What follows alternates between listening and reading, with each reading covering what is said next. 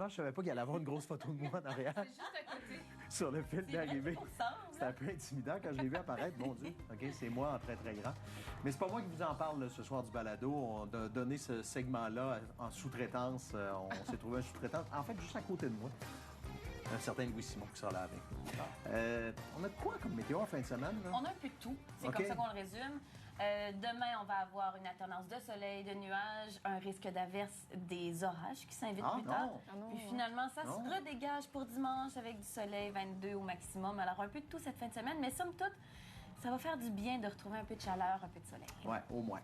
Les origines du powwow, je savais pas, c'est une cérémonie sacrée là, à l'époque. Oui, c'est une cérémonie sacrée, mais il faut savoir que déjà que des powwows, il n'y en a pas juste à Wendake, il y en a à peu près une vingtaine qui vont se dérouler au Québec durant l'été. C'est pour célébrer les cultures traditionnelles des Premières Nations. Il y a des régalias, ça c'est un habit traditionnel qui comporte plusieurs éléments qui donnent un peu la personnalité de chaque danseur aussi. Et j'ai voulu aller pousser plus loin, comprendre c'est quoi véritablement un powwow, de où ça remonte. Donc, c'est vraiment intéressant, vous allez voir tout à l'heure. On plonge dans l'histoire dans un instant. On va plonger maintenant au Centre Vidéotron parce que c'est le repêchage de la LHJMQ qui est en cours en fin de semaine. Bon, Jean-Philippe, déjà, je vois qu'il y a pas mal d'ambiance derrière vous. On va surveiller en particulier, oui, l'ensemble de l'événement en fin de semaine, mais ce que feront les Remparts de Québec.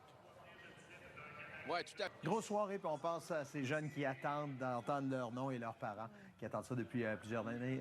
On se retrouve un peu plus tard, Jean-Philippe. Après la pause, c'est Louis Simon qui vient s'installer ici parce que le sujet dont il parle, j'ai vu le prochain reportage, Privilège de l'animateur, et c'est fort intéressant parce que là, vous nous plongez, Alicia, dans l'histoire des powwows.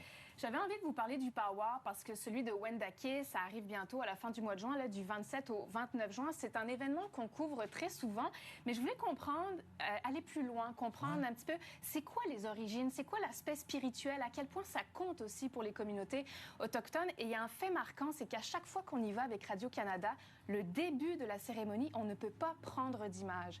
Et pourquoi? Parce que c'est un moment de recueillement, c'est un hommage qui se fait aux anciens combattants, à la terre-mère, un hommage qui se fait également aux ancêtres, et c'est ça qu'on m'a expliqué. Après cette partie qu'on ne peut pas filmer, là, c'est la compétition de danse qui commence.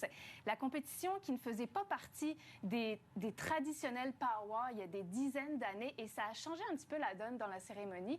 Donc, je vous invite à écouter un petit peu un résumé que je vous propose de ce que vous devez savoir, en fait, sur les powwows. Une vingtaine de powwows se tiendront au Québec d'ici le mois de septembre. Un moment de rassemblement pour les communautés autochtones, mais aussi une occasion de partager les traditions, comme les danses ancestrales. Il faut dire que les powwows ont évolué avec le temps. À l'origine, ces événements étaient principalement des célébrations spirituelles.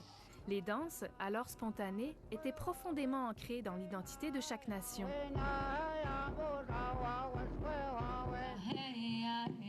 Aujourd'hui, les powwows contemporains intègrent des compétitions de danse où les participants sont jugés selon des critères précis.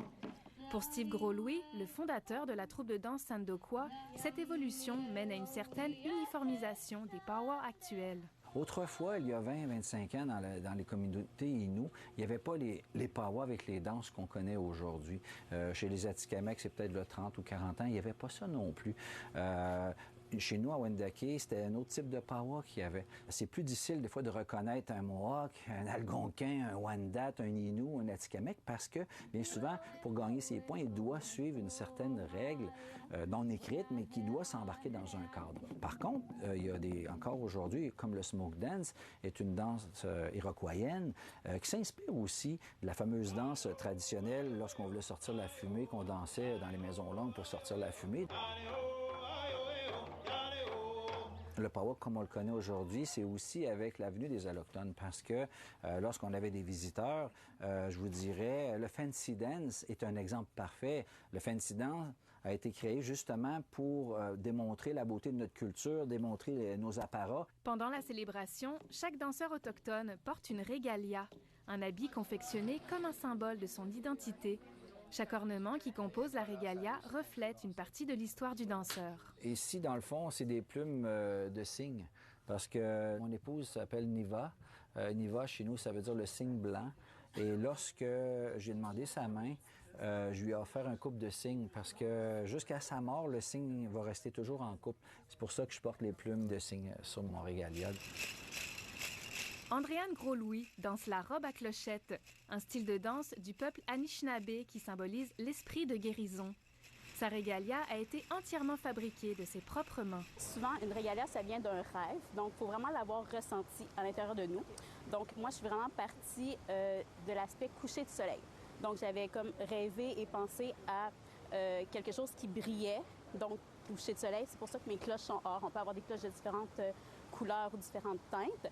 Puis, c'est pour ça que mes rubans sont aussi en dégradé comme un coucher de soleil. Souvent, une régalia n'est pas complètement terminée. Donc, au fil des années, au fil des powwows ou des cérémonies qui sont faites, on peut ajouter, modifier. Les danses de powwow sont sacrées. Et même si elles ont évolué avec le temps, leur caractère spirituel demeure. Je pense que c'est juste différent. Je pense que, à quelque part, les jeunes veulent dire qu'ils sont des Wendat. Ils ne sont pas des Hurons. Comprenez? Parce qu'ils vont vers leurs racines. Moi, je dis toujours aux gens qu'il n'y a pas de mauvaise question tant que c'est posé avec respect.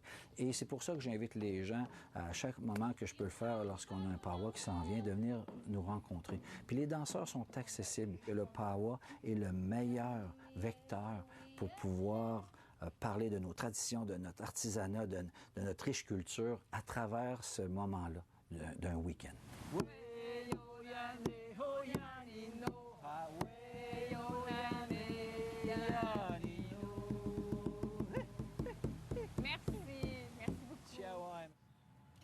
Et vous le voyez, à la fin du tournage, j'étais très bien accueillie. On m'a donné un sac de médecine et à l'intérieur, il y a du tabac. Ça comporte de la sauge, du cèdre, du génévrier et du foin d'odeur. Et ça, c'est comme une offrande, en fait, un gage de protection. Alors, merci beaucoup pour ce petit sac. D'ailleurs, sur les régalias, il y en a toujours une. C'est habituel, c'est vraiment comme pour redonner à l'autre. Puis, c'est un gage de sympathie, en fait. Voilà. Je vais le garder précieusement. Puis on a encore beaucoup à apprendre. Oh, tellement. Ce soir, mesdames et messieurs, vous avez un 2 pour 1, 2 animateurs du téléjournal pour le prix d'un. Ben, pour le prix d'un, ça, c'est une autre affaire. On n'a pas négocié ça, hein? Non, parce que là, le prochain sujet, je suis un peu partie prenante. Exact. Je vais le dire. On n'est pas en conflit d'intérêts, loin de là. On veut pas l'être. Mais on est dans le sujet. Exactement, ouais, je suis un petit peu dans le sujet. Ouais. Fait que là, on va changer de place. On fait ça? Venez animer le téléjournal. Moi, je vais être votre invité. Puis il me semble que je vais être mieux ici, moi. Bon, bonsoir, C'était mesdames. prévu, Bonsoir. Non, le changement de place, non? Non, on a décidé. J'espère que l'équipe technique nous a suivis. Eh bien oui, je vous présente mon reportage, mon entrevue aujourd'hui avec un certain Bruno Savard. Vous savez, on revient dans le temps. À l'âge de 36 ans, Bruno Savard décide de prendre sa forme physique en main. Il laisse la cigarette et il se met à l'entraînement. Puis ça a marché, puis pas à peu près, les amis. Aujourd'hui, il a une vingtaine de marathons derrière la cravate. Il se prépare actuellement pour son 8e Ironman qui aura lieu... Dans 2 semaines. Dans 2 semaines, merci, invité.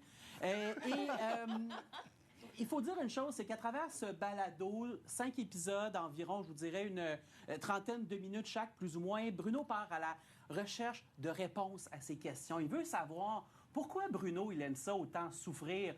Pourquoi Bruno Savard...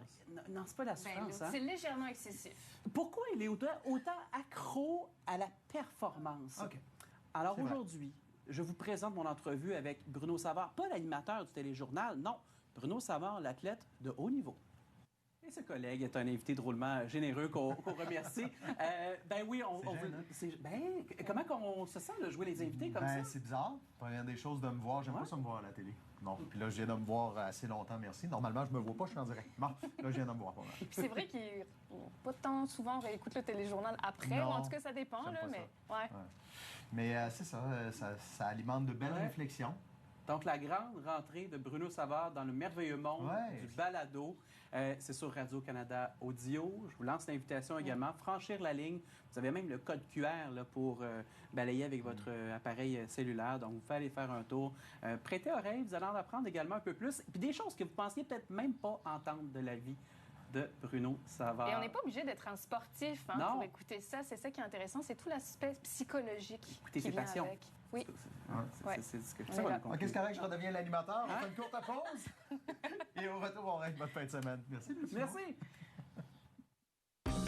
C'est vendredi, on aime régler vos activités de la fin de semaine. On fait un crochet par le centre Vidéotron, d'abord pour y voir l'ambiance et pour avoir des suggestions de Jean-Philippe.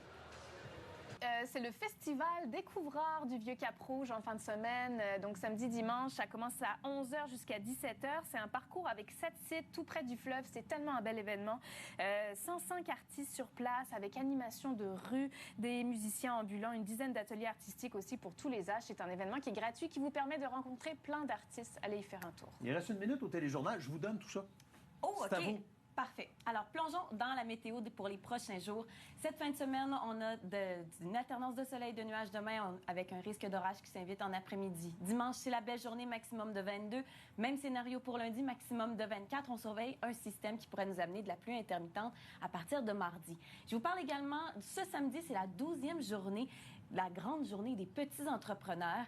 Alors, un peu partout dans la ville, on trouve des jeunes qui ont des idées, qui se lancent en affaires avec des produits de leur propre confection, entre autres dans le quartier Saint-Jean-Baptiste, dans le quartier Limoilou et même dans le Vieux-Port. C'est beau, ça. Oui. On va vous remontrer encore une image de ce qui se passe présentement au Centre Vidéotron. Grosse soirée, Jean-Philippe, pour bien des jeunes qui sont nés en 2009 et qui pourraient être repêchés ce soir. On est stressés pour eux. Merci de votre collaboration là-bas. Merci les filles sur le plateau, mesdames. Merci. Ah, c'est beau, ça, cette image-là.